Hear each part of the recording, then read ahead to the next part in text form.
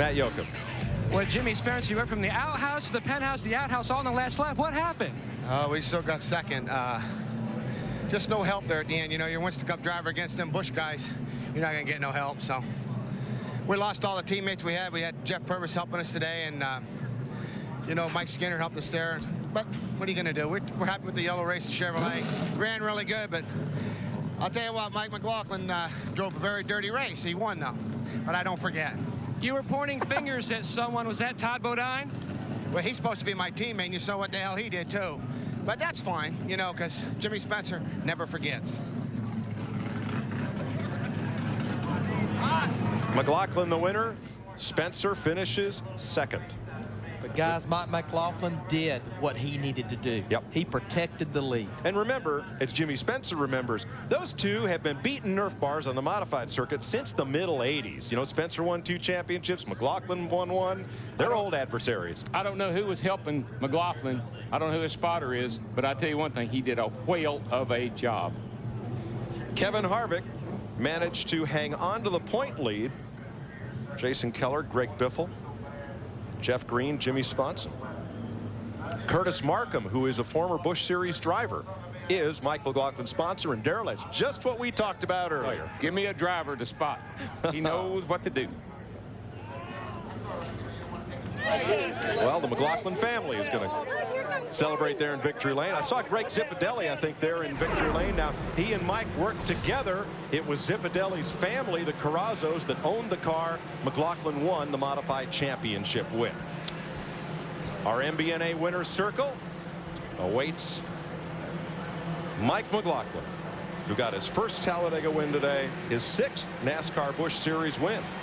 And he becomes the 8th driver to win in 9 races this year. This series is quite a series. It don't matter where these guys go. They put on a well of a race. Fontana, California, next weekend, and we'll be there as the NASCAR Busch Series rolls on. It kind of turns out to be the good guys and the bad guys. You know, these guys want to beat the Winston Cup guys. And so it's a real rivalry, and it really showed up here today, how the Busch guys really worked together and hung the old Winston Cup boys out to dry. Steve Burns. With Todd Bodine. Todd, tell us about the end of that race. Pretty fun, huh? Pretty wild. It was a neat race. We didn't quite have the car to win, I don't think. We needed somebody to pull at us and somebody pushing us. You know, I had to position myself at the bottom of the racetrack. I couldn't let them get to the outside. I got up there before, and I went backwards, so I knew I couldn't do that. So, you know, Jimmy's mad at me for not going with him on the outside, but I had to protect the bottom against Jeff Green, those guys, and I still didn't do a good job against Jeff because he passed me. But Georgia Pacific Pontiac was decent. You know, it's the same car we had at Daytona and got crashed there, got a whole new body, and it came out running real good. All right, thanks, Todd. Let's go to Dick Berggren at Victory Lane. Mike McLaughlin climbs out to the jubilation of his crew. It is a big, big day. He, wow, dives into their arms. This guy had not even led a lap until last week, since October of 1999. And here he is now, Victory Lane, the biggest win of his entire life. Covered with beer, surrounded by his crew and his wife, Katie. What a moment.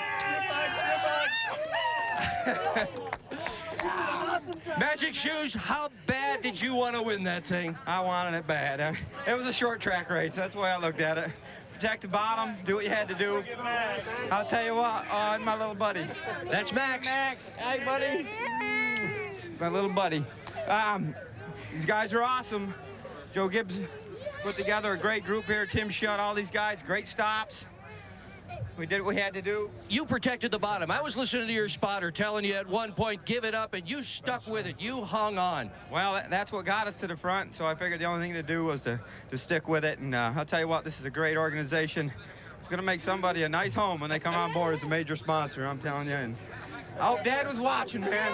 All right, congratulations to Chris Myers.